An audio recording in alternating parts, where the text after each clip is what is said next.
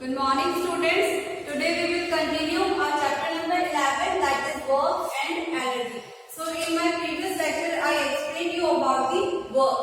तो जो मेरा previous lecture था उसमें मैंने आपको work के बारे में explain किया था कि work क्या होता है और आपको उन सब बारे में बताया था। जैसे अभी आप पढ़ाई कर रहे हो तो आप अपनी पोजीशन से हिल नहीं रहे हो, तो फिर आप ये नहीं कह सकते कि आपने अपनी पोजीशन से मूवमेंट नहीं किया है, तो आप ये नहीं कह सकते कि आप वर्क कर रहे थे। वर्क कब होता है? जब दो रिक्वायरमेंट फुलफिल होती है। क्या? जब किसी ऑब्जेक्ट के ऊपर फोर्स लगता है और सेकंड उसी फोर्स की वजह से अगर वो ऑब्जेक्ट मूवमेंट करता है यानी कि अपनी पोजीशन से हिल जाता है, तो हम उसे क्या कहेंगे कि वहां क्या हो रहा है? वर्क हो रहा है। इट मींस अगर आप किसी एक पोजीशन पे बैठ के या एक रूम में बैठकर अगर आप स्टडी कर रहे हैं तो वो वर्क नहीं होगा। चाहे आपको टायर्डनेस फील हो रहा है, थकान फील हो रहा है, बट आप नहीं कह सकते कि आपने वर्क किया है। ठीक है। और उसके बाद में मैंने आपको एक वर्क का फॉर्मूला बताया था, that is work equals to force into displacement. कि वर्क यानी कि कोई भी ऑब्जेक्ट पे कितना फोर्स लगा है और कितना फोर्स लगने की वजह से मूवमेंट यानी कि डिस्प्लेस हुआ है, उन दोनों को अगर मल्टीप्लाई कर देते हैं तो हमें क्या मिल जाएगा? वर्क। जिसके बेसिस के ऊपर मैंने आपको दो न्यूमेरिकल्स भी क्वेश्चन करवाए थे। And now today's topic is about the energy. तो आज जो हमारा टॉपिक है वो किसके बारे में है? एनर्जी से रिलेटेड है। So this is our second portion of this chapter और ये हमारे चैप्टर का जो है वो सेकंड पोर्शन है। तो what is energy? It is equivalent to the work. कि आपको जो है क्या वर्क करने के लिए क्या चाहिए होता है? एनर्जी। आप कभी भी कोई काम कब कर सकते हो? जब आपके बॉडी के अंदर एनर्जी हो। बिना एनर्जी के आपकी बॉडी वर्क कर सकती है क्या? नहीं। इट मीन्स एनर्जी क्या है? इट इज इक्विवेलेंट यानी कि वो बराबर होता है किसके? वर्क के। जितनी एनर्जी आप में ज्यादा स्टोर होगा उतना ही आप अच्छा काम कर सकते हो और ज्यादा देर तक काम कर सकते हो। So what is the definition of energy? It is the capacity of doing work is called energy. Simple है कि हमें वर्क करने की जो हमारे वर्क करने की जो कैपेसिटी होती है उसी को हम क्या कहते हैं? एनर्जी। और ये दोनों इक्विवेलेंट है, वर्क और एनर्जी। इसीलिए वर्क की यूनिट क्या थी? जूल। तो वैसे एनर्जी का यूनिट भी क्या होगा? जूल ही होगा। ये एक ब्रिटिश फिजिसिस्ट थे जिनके नाम के बेसिस पर जो है एनर्जी उन्होंने सजेस्ट किया था। काफी सारे फॉर्मूलाज उन्होंने निकाले थे, तो उसी के नाम के बेसिस पर जो एनर्जी का यूनिट है वो क्या रख दिया गया? जूल रख दिया गया। Okay.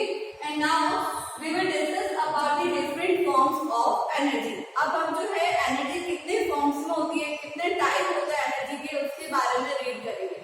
So there are various forms include energy that mechanical energy, बहुत सारी एनर्जी होती है। सो इसमें सबसे पहले आता है मैकेनिकल एनर्जी। मैकेनिकल एनर्जी जो होता है वो दो एनर्जी का सम होता है। दो एनर्जी कौन सी होगी? Potential energy plus kinetic energy. इसका एग्जाम्पल मैं आपको समझाऊंगी कि मैकेनिकल एनर्जी में पोटेंशियल एनर्जी क्या था और काइनेटिक क्या था। And then heat energy. Heat energy मतलब किसी चीज को गर्म करते हैं तो उसके अंदर एनर्जी आती है, उससे हम क्या कहते हैं? Heat energy. जैसे आप अपने गैस पे बर्तन रखा है और उसके बाद में उस बर्तन के अंदर पानी गर्म कर रहे हो या सब्जी बना रहे हो, तो उसमें यूटेंसिल में क्या होता है? जिस चम्मच से अगर वो स्टील का स्पून है तो आप क्या करोगे? उसको हिलाओगे, और अगर आपने उसको ऐसे ही छोड़ दिया तो थोड़ी देर बाद में आप देखोगे कि जो स्पून आप उससे हिला रहे थे उसमें क्या हो गया? वो भी स्पून जो है वो हीटअप हो जाता है। इसका मतलब एनर्जी का ट्रांसफर होती है यूटेंसिल से लेकर स्पून तक। तो ये भी क्या है? हीट एनर्जी का टाइप है। And then chemical energy, electrical energy and light energy. तो अगर आपको पूछा जाए कि नेचुरल सोर्स के अंदर लाइट का सबसे बिग सोर्स कौन सा है, तो आप क्या बोलेंगे? Sun energy. जो सन एनर्जी है वो एक नेचुरल सोर्स ऑफ एनर्जी है जिससे हम काफी सारी एनर्जी को फॉर्म कर सकते हैं। And basically what is mechanical energy? इसका एक अच्छा सा एग्जांपल है मैकेनिकल एनर्जी को समझने के लिए। लाइक आपने एक हैमर लिया, ठीक है। अब आपको हैमर से क्या करना है? हथौड़े से क्या करना है? जो नेल होता है, आयरन नेल यानी कि कील को सेट करना है। तो आप क्या करोगे? उस हैमर को उठाओगे। जैसे ही आपने उसे हाइट पे उठाया तो उसके पास में क्या आ गया? पोटेंशियल एनर्जी स्टोर हो गई। मतलब अगर किसी ऑब्जेक्ट की पोजीशन चेंज होती है तो इट मींस उसके अंदर पोटेंशियल एनर्जी स्टोर हो जाएगा। और जैसे ही आप उसके बाद में उसको स्ट्राइक करोगे आयरन नेल पे, तो स्ट्राइक करते टाइम में आपने क्या किया? मोशन करवाया, गति करवाई उसे। मोशन होने की वजह से जो एनर्जी होती है उसे हम क्या कहते हैं? Kinetic energy. इसका एक और एग्जांपल हम ले सकते हैं। जैसे आप एरोबो सिस्टम देखते हैं। एरोबो सिस्टम क्या है? धनुष और तीर। ठीक है। तो आप तीर चलाने के लिए क्या करते हो? जो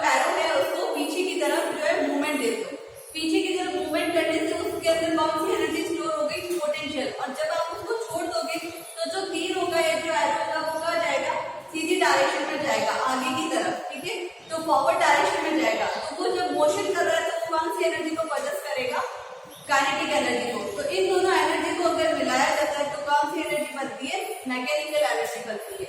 okay, now we will discuss this different type of energy. अब जो है हम एक एक करके इन एनर्जी को डिस्कस करेंगे और इनके एग्जांपल्स भी रीड करेंगे। तो first we will talk about the kinetic energy. तो अब जो है मैं आपको काइनेटिक एनर्जी एक्सप्लेन करूंगी कि काइनेटिक एनर्जी क्या होता है। So object in motion possess energy. जो भी ऑब्जेक्ट होता है जो मोशन करता है, मोशन मतलब अगर कोई गाड़ी स्पीड से चल रही है या फिर कोई स्टोन है वो रोल कर रहा है, तो अगर कोई चीज मोशन करती है तो वो कौन सी एनर्जी को पोजेस करेगा, काइनेटिक एनर्जी को पोजेस करेगा। सो यहाँ आपने लिखा है that object in motion possess energy and this energy is called kinetic energy. Example क्या हो गया, लाइक फ्लोइंग वाटर, जो बहता हुआ पानी होता है क्योंकि वो बह रहा है, मोशन में है, इसलिए वो कौन सी एनर्जी पोजेस करता है, काइनेटिक। सिमिलरली अ स्पीडिंग कार, यानी कि अगर एक कार है वो स्पीड में चल रही है तो वो कौन सी एनर्जी पोजेस करेगी, काइनेटिक एनर्जी को पोजेस करेगा। Then now we will derive the equation of kinetic energy. जैसे हमने वर्क का फॉर्मूला निकाला था वैसे अब हम क्या करेंगे, काइनेटिक एनर्जी का फॉर्मूला भी डिराइव करेंगे। तो यहाँ पर हम काइनेटिक एनर्जी का फॉर्मूला निकाल रहे हैं, उसके लिए आपको एक कंसीडर करनी है एक सिचुएशन, जिसके अंदर आप कंसीडर करो, let us consider an object of mass m, कि एक ऑब्जेक्ट है जिसका मास क्या है, m है, moving with a uniform velocity. क्योंकि आप काइनेटिक एनर्जी निकाल रहे हो इसलिए आपने बोला है कि जो काइनेटिक एनर्जी वो कब होता है, जब ऑब्जेक्ट जो हो वो मोशन कर रहा हो या मूव कर रहा हो। तो ये जो ऑब्जेक्ट है हमारा मास m का, ये ऑब्जेक्ट क्या कर रहा है, एक यूनिफॉर्म वेलोसिटी u से जो है वो मोशन कर रहा है। Let it now be displaced through a distance s। अब ये जो है ये ऑब्जेक्ट क्या हो गया, मोशन करते करते s डिस्प्लेसमेंट तक पहुंच गया है। कब, when a constant force acts on it, यानी कि एक ऑब्जेक्ट है, जैसे आपने बॉल ले लिया, मान लेते हैं बॉल का मास या वेट क्या है, m है, ठीक है। अब आपको क्या है, जब वो नहीं चल रही तब उसकी वेलोसिटी क्या है, u हमेशा क्या होता है, इनिशियल वेलोसिटी, ठीक है। तो अब वो कुछ नहीं कर रहा है, जब हम उसके ऊपर फोर्स अप्लाई करेंगे, जैसे ये बॉल है, मैं इसको पुश करूंगी तभी ये मूव करेगी, तो मैंने इसके ऊपर फोर्स अप्लाई किया, फोर्स अप्लाई करने पर ये बॉल क्या होगी, आगे की तरफ जाने लगी, तो इसका मतलब उसकी वेलोसिटी चेंज हो गया। इसके आप क्या लिखोगे, when a constant force act on it. तो अब यहाँ पे आपने फोर्स अप्लाई कर दिया और बॉल क्या चली गई, अपनी जगह से दूर चली गई, इसका मतलब आपने क्या किया, बॉल के ऊपर वर्क किया। तो आप यहाँ पे पहले वर्क निकालोगे, देन वर्क का इक्वेशन क्या होता है, आपको क्या बताया था, वर्क का फॉर्मूला क्या है, फोर्स इनटू डिस्प्लेसमेंट, जो मैंने लास्ट लेक्चर में करवाया था कि W इक्वल टू क्या होता है, F इनटू S। इसको हम इक्वेशन 1 में दे देंगे। Then work done on the object will cause a change in its velocity. और जैसे ही अगर मैं वर्क करूंगी तो उसकी वेलोसिटी में चेंज आया, पहले वो स्टेशनरी मतलब एक पोजीशन में था तब उसकी वेलोसिटी u थी, और अब जब वो अपनी मोशन करने लग गई बॉल तो उसकी वेलोसिटी क्या हो गई है, v हो गई है, ठीक है। तो वेलोसिटी चेंज हो गया, कहां से, u था और अब क्या हो गया, v। Let a be the acceleration produced। और जब भी वेलोसिटी में चेंज आता है, जब भी किसी ऑब्जेक्ट की वेलोसिटी चेंज होती है तो फिर एक फिनोमेना और आता है जिसे हम बोलते हैं एक्सेलरेशन। एक्सेलरेशन का मतलब क्या है, टाइम के साथ में वेलोसिटी चेंज होना क्या कहलाता है, एक्सेलरेशन। एंड वेलोसिटी को आप ऐसा कह सकते हो कि स्पीड, ठीक है। जनरल लैंग्वेज में अगर आपको वेलोसिटी समझ में नहीं आता तो आप ये कह दो स्पीड जो होता है is equivalent to the velocity. Then according to the equation of motion. तो अब जो है हम चैप्टर 8 के अंदर, जब मैं आपको चैप्टर 8 करवाऊंगी तब मैं आपको इक्वेशन ऑफ मोशन पढ़ाऊंगी कि मोशन की 3 इक्वेशन होती है, ठीक है।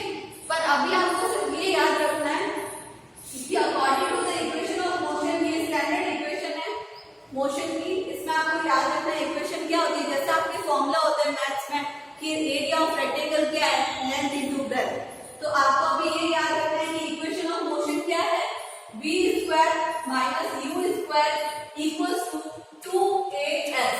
ओके, तो यहाँ v क्या है, फाइनल वेलोसिटी, u क्या है, इनिशियल वेलोसिटी, a क्या है, एक्सेलरेशन। एक्सेलरेशन क्या होता है, जब वेलोसिटी में चेंज आता है तो एक्सेलरेशन प्रोड्यूस होता है, और s क्या है, दिस इज डिस्प्लेसमेंट। अब यहाँ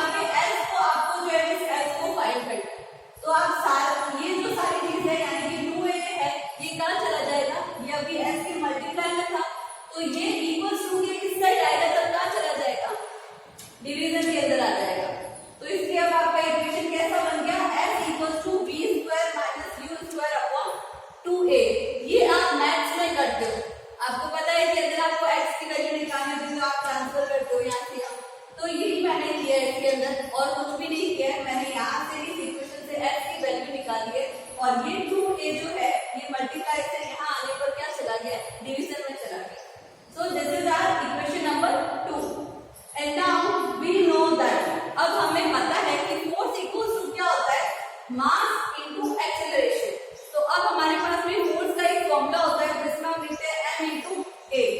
this is our equation number 3। अब आपको क्या करना है, put the value of equation number 2 and 3 in equation 1। तो आपको 2 और 3 की जो वैल्यू है वो क्या रखनी है, 1 के अंदर रखना है। तो 1 में जो वैल्यू रखोगे तो यहाँ क्या लिखोगे, w, क्योंकि w क्या डिनोट करता है, वर्क। अब आपको किसकी वैल्यू रखनी है, f की। तो f की वैल्यू क्या है, देखो ma, तो आपने यहाँ पे लिख दिया ma, ठीक है। उसके बाद में s की वैल्यू क्या है, तो s की वैल्यू है आपकी b square minus u square upon 2a। तो ये आपने यहाँ पे लिख दी। तो अब ये देखो ये इक्वेशन हो गई ना, वर्क इक्वल्स टू fs। तो आपने यहाँ लिखा है वर्क इक्वल्स टू f की वैल्यू और s की वैल्यू। अब जब आप ये वैल्यू रखोगे तो आपको दिखेगा कि ये और ये चीज कट सकती है आपस में। मैथ्स में करते हो ना कि अगर कोई यहाँ ऊपर और नीचे होता है तो आप उसको कट कर देते हो, ठीक है। तो वैसे मैंने क्या किया, यहाँ पे भी ये था, यहाँ पे भी ये था, इसको कट कर दिया।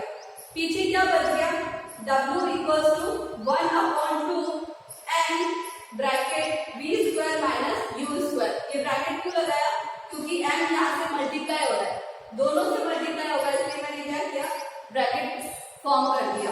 Then we know that initial velocity u equals to 0।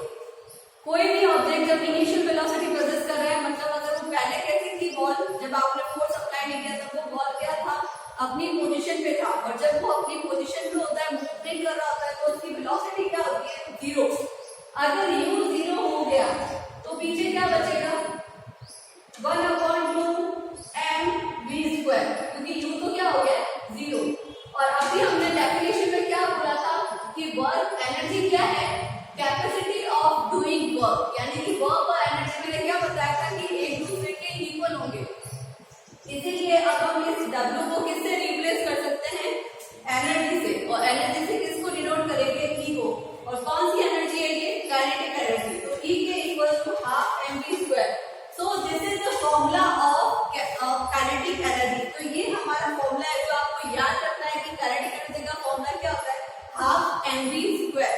And now अब ये फॉर्मूला आ चुका है, तो मैं आपको क्या कराऊंगी, इसी फॉर्मूला बेस के ऊपर कुछ न्यूमेरिकल सॉल्व करेंगे। So let's see this example. What is this question? An object of mass 15 kg. एक ऑब्जेक्ट है जिसका मास कितना है, 15 kg है। Then is moving with a uniform velocity. और ये क्या कर रहा है, मूव कर रहा है। मूव कर रहा है इसका मतलब कौन सी एनर्जी होगी इसके पास में, कोई भी चीज मूव करती है तो मैंने क्या बोला था, कौन सी एनर्जी होती है, काइनेटिक एनर्जी होती है। इट मींस इस ऑब्जेक्ट के पास में काइनेटिक एनर्जी है, और वो कितनी स्पीड से या कितनी वेलोसिटी से मूव कर रहे हैं वो आपको दे रखा है 4 मीटर सेकंड इनवर्स, ठीक है। ये जो -1 है इसको हम क्या बोलते हैं, इनवर्स बोलते हैं, ठीक है। या फिर आप इसको बोल सकते हो 4 मीटर पर सेकंड, ठीक है। What is the kinetic energy possessed by the object. तो अब ये पूछ रहा है क्वेश्चन की बताइए कि इसमें काइनेटिक एनर्जी कितनी पॉसेस होगी ऑब्जेक्ट के थ्रू। तो आपको अभी मैंने क्या बोला था, सबसे पहले आपको क्वेश्चन के अंदर न्यूमेरिकल में जो भी वैल्यू गिवन होती है वो आपको लिखना होता है। जैसे मास है वो कितना है, 15 kg, तो आप क्या लिख दो, m equals to 15 kg, okay. देन क्या दे रखा है, यूनिफॉर्म वेलोसिटी। यूनिफॉर्म वेलोसिटी यानी कि आपको क्या इसमें v इक्वल्स टू, क्योंकि ये मूव कर रहा है, मूव कर रहा है इसका मतलब ये वेलोसिटी v होगी। जब कोई ऑब्जेक्ट रुका हुआ होता है या इनिशियल वेलोसिटी नाम आता है तो आप उसको u लिखोगे। अगर मूव करते हुए यूनिफॉर्म वेलोसिटी आती है तो आप उसको क्या लिखोगे, v।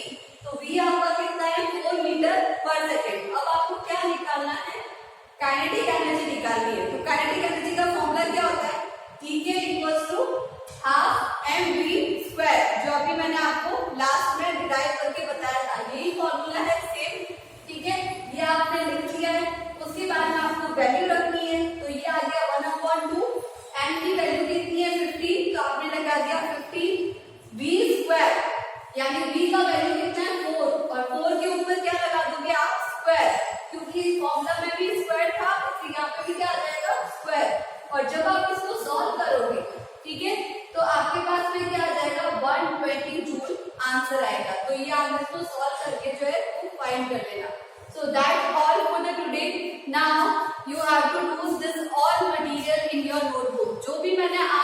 बोर्ड पे करवाया है, इससे पहले जो बोर्ड फिल किया था और अभी जो ये न्यूमेरिकल सॉल्व किया है, ये काम आपको अपनी नोटबुक